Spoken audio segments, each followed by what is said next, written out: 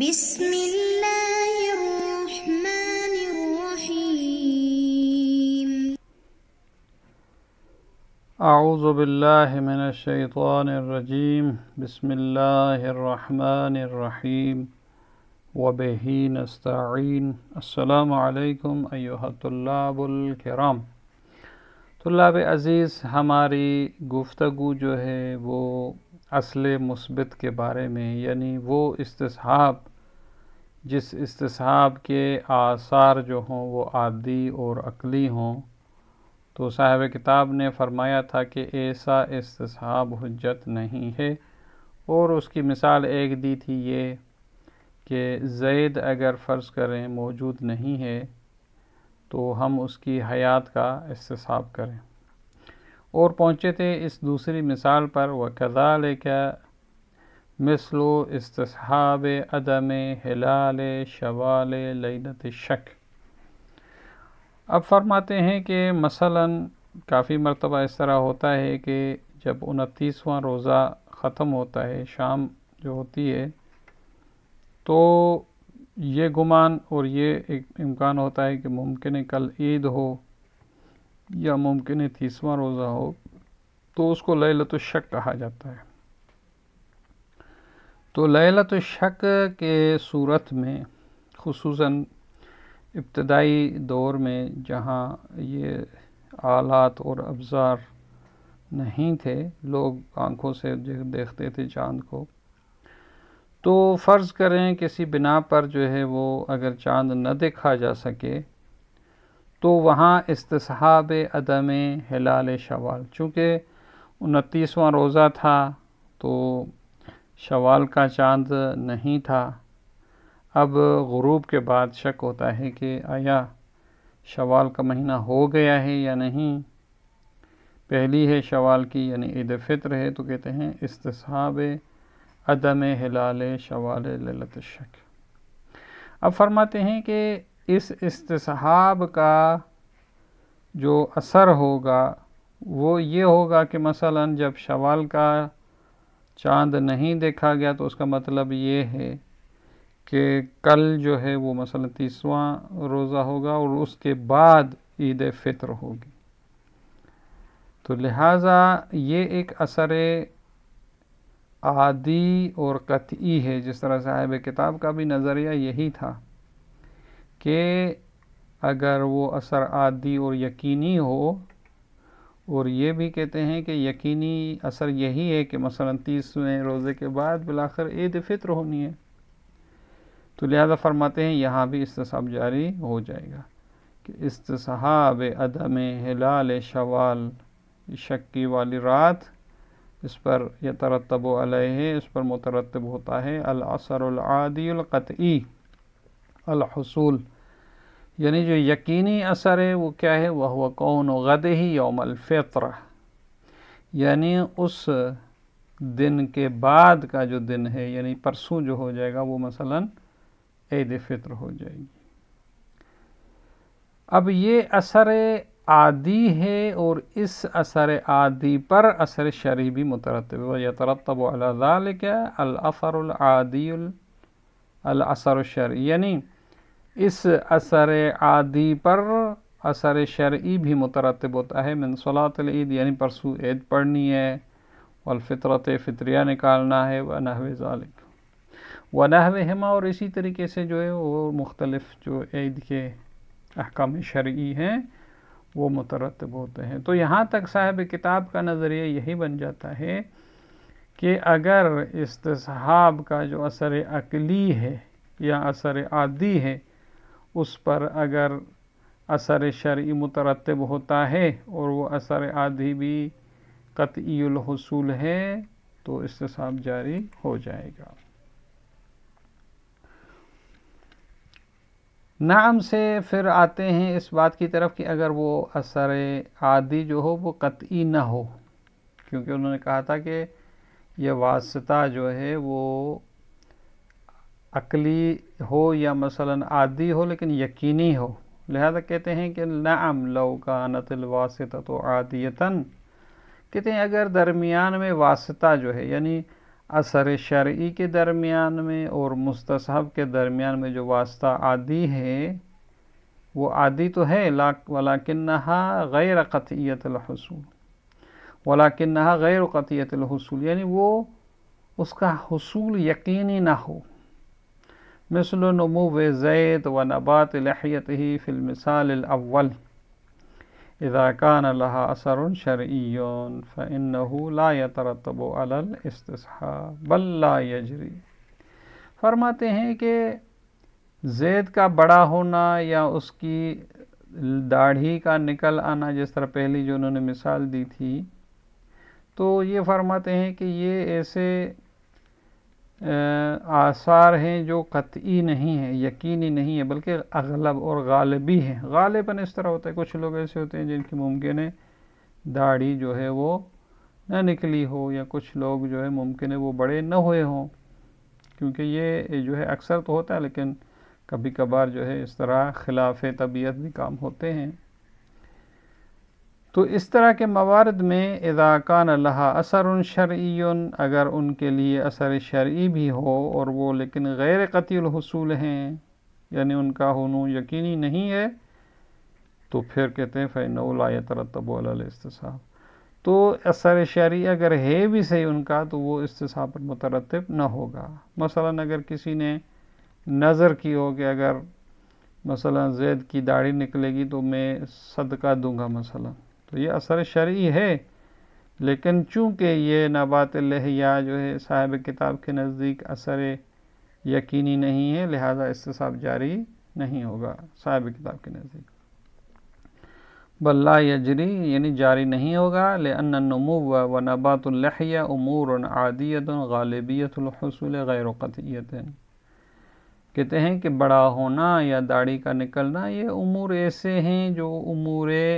عادی ہیں لیکن غالبی الحصول ہیں، یعنی اکثر ہوتے ہیں اسی طرح، لیکن قطعی پھر بھی نہیں ہے۔ چونکہ صاحب کتاب کی جو قید تھی وہ یہی تھی کہ وہ ایسے آثار ہوں جو قطعی ہوں، لیکن چونکہ یہ قطعی نہیں ہے لہذا یہاں پر فرماتے ہیں کہ استصحاب جاری نہیں ہوگا۔ اب یہاں تک ان کی ایک جو تھی مدعا تھی کہ اگر وہ آثار عادی یا عقلی یقینی ہیں اور اثر شرعی ان پر مترتب ہوتا ہے تو استصحاب جاری ہوگا، ورنہ نہیں۔ اب کہتے ہیں دلیل کیا ہے اس بات پر؟ وَحُجَّتُ مَخْتَرْنَاهُ، یعنی یہ جو نظریہ بھی بیان ہوا یا صاحب کتاب نے اختیار کیا، اس پر دلیل کیا ہے؟ فرماتے ہیں ان الشارع لما اعتبر المتيقن السابق باقی عند الشک فی بقائه، فرماتے ہیں دیکھیں روایات سے جو بات معلوم ہوئی تھی وہ یہی تھی کہ شارع نے اس متیقن سابق کو، یعنی جو جس کے بارے میں ہمیں پہلے یقین تھا، جو ایک حالت یقینیہ تھی، اس متیقن سابق کو معتبر قرار دیا اور کہا ہے کہ یہ باقی ہے عند الشک فی بقائه، یعنی جب آپ کو شک ہے، مثلا مجھے شک ہے کہ میں پہلے تو باوضو تھا، یقین تھا میں نے وضو کیا تھا، اب شک ہے کہ میں ابھی میرا وضو ہے یا نہیں، تو شارع نے کہا تھا وہی متیقن سابق یعنی وضو والی حالت کو تم شک کی صورت میں باقی سمجھو، اس کو کہتے ہیں متیقن سابق کو باقی قرار دینا شک کی صورت میں۔ تو جب شارع نے متیقن سابق کو معتبر کیا ہے تو اس کا مطلب یہ ہے کہ اب جو اس پہ آثار ہیں وہ بھی آپ کریں۔ مثلا جب آپ باوضو ہیں تو اسے نماز پڑھ سکتے ہیں، قرآن کو مثلا مس کر سکتے ہیں، جو بھی ان کے آثار ہیں۔ فلا بد ان یترتب علیہ کل اثر من آثارہ،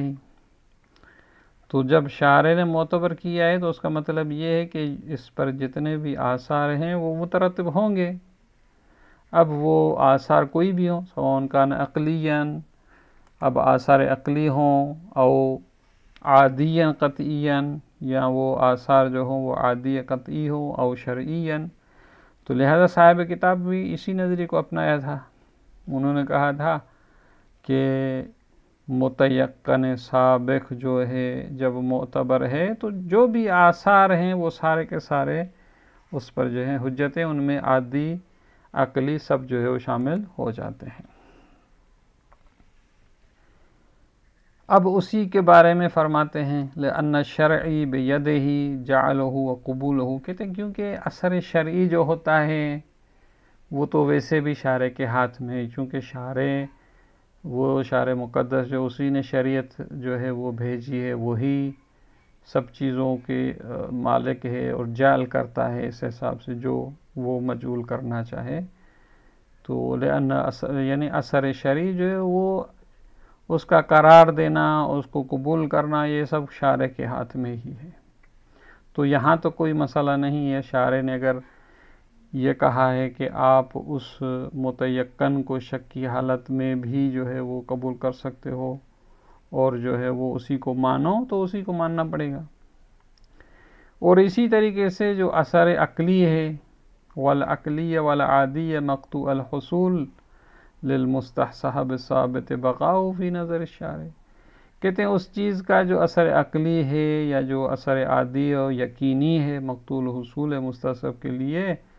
تو وہ بھی جو ہے وہ شارع کی نظر میں وہ بھی ثابت ہے، کیونکہ مستصحب ایک ایسی چیز ہے جو شارع نے کہا ہے کہ یہ ثابت ہے، شک کی حالت میں تم اس کو برقرار رکھو، تو یہ آثار بھی جو ہے وہ اسی کے ساتھ ہوں گے. کیونکہ جب مستصحب شارع کی نظر میں باقی ہے تو اس کے آثار بھی جو ہے وہ باقی ہیں. کہتے ہیں اذ ان نفس المستصحب فی نظرہ باقن بحکم الاستصحاب. یہ آثار کیوں باقی ہیں؟ اس لیے کہ خود مستصحب جو ہے وہ شارع کی نظر میں باقی ہے استصحاب کے حکم سے. خود شارع نے کہا تھا کہ متیقن سابق کو باقی سمجھو. جب اس کی نظر میں یہ باقی ہے تو آثار بھی اس کے ساتھ ہی ہیں. صرف ایک بات وہ جو ضروری ہے، وہ کہتے ہیں غایت الامر ان المستصحب اذا لم یکن له لازم شرعی. اب اگر کہتے ہیں کہ مستصحب ایک ایسی چیز ہے جس کا کوئی بھی لازم شرعی نہیں ہے، یعنی جس کا کوئی اثر شرعی نہیں ہے، ولو بالواسطہ، یعنی ولو ایک واسطے کے ذریعے، جس طرح ہم نے پہلے مثالیں دی تھی کہ مثلا حیات زید پر جو ہے وہ مثلا اس کی میراث کا مسئلہ ہے یا اس کی زوجات کا مسئلہ ہے، تو یہ ایک لازم شرعی اور جو ہے وہ واسطے کے ذریعے سے ہے. تو اگر اس طرح کا نہ ہو تو لا یکون اثر لاعتبار الشارع لہ، تو شارع اگر اس کو اعتبار کرے تو اس کا کوئی اثر نہیں ہوگا، کیونکہ جب لازم شرعی نہیں ہے، اس کا کوئی وہ حکم شرعی نہیں ہے اس کا، تو پھر اعتبار شارع کا بھی کوئی اثر نہیں ہوگا. لأن المفروض ان نفس المستصحب فی هذا المقام لیس له ای اثر، کیونکہ مستصحب جو ہے اس مقام میں کہ جہاں مثلا جو ہے وہ اس کا لازم شرعی نہیں ہے بلو بالواسطہ، تو اس کا کوئی بھی اثر نہیں ہوگا. وَأَيُّ لازم يتعلق به غرضه، اور کوئی بھی اس کا لازم نہیں ہے جس سے شارع کی غرض ہو، کیونکہ شارع جو ہے اس کا کام شرعیات سے ہے. جب لازم شرعی نہیں ہے تو پھر استصحاب جاری کرنے کا کوئی فائدہ نہیں. وَأَمَّا الْعُرْفُ، اب آتے ہیں اس کے جو آثار عقلی اور عادی ہیں وہ بھی یہاں پہ نہیں ہوں گے، کیونکہ عرف جو ہے اپنے کاموں میں اس کو واقع کو جو ہے وہ ملا قرار دیتا ہے. جس طرح پہلے بھی مثال ذکر ہوئی تھی کہ مثلا اگر کوئی کسی چیز جگہ کی ایڈریس پوچھتا ہے تو وہ واقع کو چاہتا ہے، لہذا عرف جو ہے اپنے کاموں میں جو ہے وہ حقیقت کو، اور حقیقت پہ ہی جو ہے وہ آثار جو ہوتے ہیں اس کے حقیقت کے جو ہے وہ آثار وہ مد نظر ہوتے ہیں ان کے. یعنی اما العرف فینیتون امورہم العادیۃ بنفس الواقع، یعنی اپنے جو ان کے کام ہے ان کا جو انات اور ملاک جو ہے وہ خود واقع پر ہی ہے. لا بالمجعول، نہ یہ کہ مثلا لا بالمجعول الشرعی بدل الواقع، نہ یہ کہ مثلا واقع کی جگہ پر ایک مجعول شرعی جو ہے وہ امور عادیہ میں اس کو دخل نہیں دیتے. امور شرعیہ میں ہو سکتا ہے کہ مثلا مجعول شرعی جو ہے وہ واقع کی جگہ آ جائے، جس طرح مثلا قائد طہارت جو ہے وہ کہتے ہیں کہ مثلا جب شک ہو تو کل شیء لک طاہر، یعنی تم سمجھو کہ یہ طاہر ہے، ممکن ہے طاہر نہ ہو، لیکن چونکہ مجعول شرعی ہے لہذا طہارت تعبداً قبول کی جاتی ہے، لیکن امور عادیہ میں اس طرح نہیں کیا جا سکتا۔ یہ مثلا فرض کیا جائے کہ تم یہ سمجھو کہ یہ وہی چیز ہے نا، بلکہ وہ اثر جو ہوتا ہے وہ خود اسی اصل چیز پر ہوتا ہے۔ جس طرح مثلا آگ کا جلانا جو ہے وہ آگ جلائے گی جو واقعاً آگ ہوگی، لیکن یہ فرض کریں کہ یہ آگ ہے، اس سے حرارت تو نہیں نکلے گی۔ ولا فرق فیما ذکرناہ، اب کہتے ہیں ہم نے جو کہا کہ وہ استصحاب جو اصل مثبت ہے اور اس کے آثار عقلی اور عادی یقینی ہوں اور ان پر اثر شرعی مترتب ہو تو استصحاب جاری ہوگا، یہ جو نظریہ انہوں نے ذکر کیا تھا تو کہتے ہیں فرق نہیں ہے بین خفاء الواسطۃ بنظر العرف و جلائہا، فرق نہیں ہے کہ وہ واسطہ عرف کے نزدیک خفی ہو یا مثلا جلی ہو، اس سے کوئی فرق نہیں پڑتا۔ لأنه لا اثر لتفریق العرف فی المقام فی الواسطۃ بالخفاء والجلاء، کہتے ہیں اس لیے کہ عرف جو ہے وہ واسطے کی خفی یا واضح جلی ہونے میں جو ہے وہ کوئی فرق نہیں دیکھتا، لہذا بعض نے جو کہا ہے واسطہ خفی اور جلی میں فرق ہے، یہ ان کی بات درست نہیں ہے۔ اب اس کے بعد یہ جو پانچویں تنبیہ تھی، اب آتے ہیں چھٹی تنبیہ کی طرف کہ الظاہر انہ کما یجری الاستصحاب فی الامور القارۃ کذالک یجری فی شبیہ القارۃ۔ اب آتے ہیں اس بات کی طرف کہ استصحاب ایسے امور جو امور قارہ ہوں، یعنی وہ ایسے امور ہیں جس کے تمام اجزاء ایک ٹائم پر آ سکتے ہیں، وہ امور جو ثابت ہوتے ہیں، جس طرح یہ جتنی مثالیں ہم نے دی تقریباً امور قارہ کی ہیں، لیکن کچھ چیزیں ہوتی ہیں جو قارہ نہیں ہوتی، یعنی پہلا جز آ جائے پھر اس کے بعد دوسرا جز آئے گا، پھر دوسرا جز ختم ہو جائے پھر تیسرا آئے گا،